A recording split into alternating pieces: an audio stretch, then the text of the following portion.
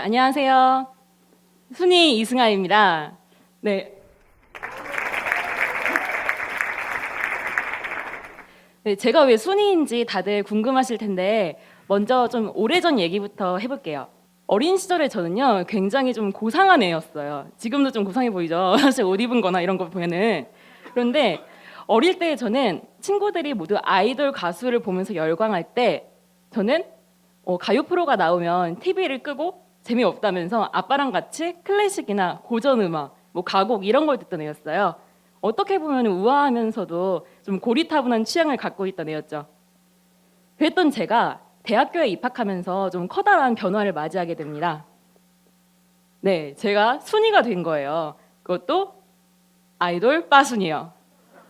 와, 가수에 한 번도 관심을 준 적이 없던 콧대 높던 저의 마음을 사로잡아버린 것은 바로 당대 최고의 인기를 구가하던 B.I.G. B.A.N.G. 저는 이 멤버들 중에서도 특히 막내 승리를 제일 좋아했어요. 저는 저 승리의 옆모습이 너무 좋았어요. 조각미남까지는 아니에요. 그런데 콧대라든가 이 턱선을 보시면 나름대로 되게 날렵하고 준수해요. 자세히 좀 확대해 보시면 속눈썹도 되게 깜찍하거든요.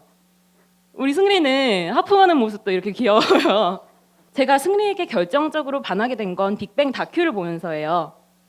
승리는 원래 기획사에서 내부에서 진행했던 그 선발 프로그램에서 한번 탈락을 해서 정상적으로 데뷔를 할 수가 없던 친구였어요. 그런데 탈락한 뒤에도 자기 혼자 연습실에 맨날 나와서 그 구석에서 혼자 연습을 하고 회사 사람들을 끈질기게 설득하고 이런 계속된 노력 끝에 겨우 기회를 얻어서 빅뱅의 마지막 멤버로 이렇게 합류를 하게 된 거거든요. 어떻게 보면 그 탈락한 지 2주 만에 자기의 인생을 바꾼 거예요. 되게 대단하죠. 저는 이 다큐를 보면서 저 친구 진짜 대단하다 이런 생각을 많이 했어요. 좋다 좋다 이렇게 봤는데 정신을 차렸더니 제가 이미 승리 빠순이가 돼 있더라고요. 이렇게 시작된 저의 승리의 팬으로서의 생활은 대학교 1학년 여름방학 때 정점을 찍었습니다. 오전에도 빅뱅, 오후에도 빅뱅, 하루 종일 저는 빅뱅과 함께였어요. 꿈도 빅뱅 꿈을 꿨어요. 이 당시 제가 썼던 다이어리에는 승리에게 이렇게 넘쳐났고요. 당시 아르바이트를 했던 도넛 가게에서는 그 사장님 몰래 매장에 빅뱅 노래만 계속 틀다가 손님한테 한 번은 항의를 받은 적도 있었어요. 또 빅뱅 얼굴을 언제든 그 지갑에서 꺼내보고 싶다는 이유로 선불 충전해서 쓰는 빅뱅 팬클럽 그 체크카드를 이렇게 한번 만든 적이 있었는데요. 저는 이 카드를 만들어서 당대 빅뱅이 한창 모델을 맡고 있었던 베스킨라빈스 슬러시를 사 먹었고 빅뱅의 자서전을 사서 읽었습니다.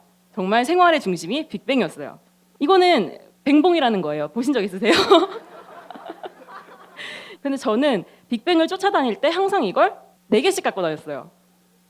왜냐하면 2개는 저희 양손을 위한 거였고 나머지 2개는 미처 응원 도구를 구입하지 못한 다른 주위의 팬들에게 잠깐 빌려주기 위한 거였어요. 이렇게 뱅봉이 많이 모여 있어야지 우리 빅뱅이 공연을 하면서 힘이 날 거 아니에요. 당연히 할 만한 일이었다고 저는 생각을 했어요. 이렇게 빅뱅뽕에 취해서 제가 살고 있었는데 하루는 충격적인 소식이 들렸어요. 세상에 떨어질 뻔했던 데뷔도 못할 뻔했던 우리 승리가 연말에 일산 킨텍스에서 하는 가요 무대에서 솔로 데뷔를 한대요. 노래 제목도 스트롱 베이비예요. 거기에다가 이번에는 빅뱅 막내가 아닌 새롭게 태어난 성숙한 남자의 모습을 볼 수 있대요. 와우! 이러고 신나가지고 당연히 가야겠다. 당연히 흥분을 했어요. 근데 이때 방청객 안내를 좀 봤더니 크리스마스 날 선착순으로 배부를 한다는 거예요. 저는 이 방청 안내 공지를 보면서 이 글이 남들 다 놀 때 목동 SBS 그 먼 데까지 가서 다른 팬덤과의 기싸움을 각오하고 새벽부터 추위에 벌벌 떨면서 하염없이 기다려라 이렇게 보였어요. 진짜 너무 가기 싫은 거예요. 분명히 가면은 막 신경전 벌일 거 당연하고 추위에 벌벌 떨 텐데 그래도 저는 어떡해요. 빠순인데 가야죠. 우리 승리가 솔로 데뷔를 한다는데 가야 되잖아요. 그래서 저는 거룩한 성탄절날 친구들과의 약속도 깨고 해도 안 뜬 새벽부터 8시간을 추위에 떨다가 결국 저 티켓을 받았습니다. 근데 받은 것까지는 좋았는데 이날 너무 제가 무리를 했나 봐요. 그래서 심한 독감에 걸려버린 거예요. 진짜 이대로 있다가 쓰러지겠다 싶을 정도로 아파가지고 차마 사람이 바글거리는 저 공연장에 갈 수가 없겠더라고요. 그래도 저는 이를 악물고 일단 저희 집 분당에서부터 저기 일산 킨텍스까지 왕복 4시간 반의 대장정을 떠났습니다. 몸도 안 좋은데 왜 갔냐면 제가 힘들게 얻은 이 티켓을 버릴 수가 없더라고요. 저는 못 가더라도 제가 아닌 다른 승리 팬이 가서 한 명이라도 현장에서 우리 애를 응원해줬으면 좋겠던 거예요. 이런 저의 승리에 대한 정성이 하늘을 감동시킨 걸까요? 한 번은 제가 승리에게 보냈던 메시지가 그 오늘의 베스트 팬레터로 뽑힌 적이 있어요. 저 사실 이때 되게 많이 좀 설렜어요. 왜냐면은 이 베스트 팬레터로 뽑히면 가끔씩 아이돌이 직접 보고서 답장을 해주는 경우도 있었거든요. 그래서 혹시 나도 야, 나 약간 개 타는 거 아니야? 이렇게 기대를 했었는데 물론 승리에게서 답장은 오지 않았죠.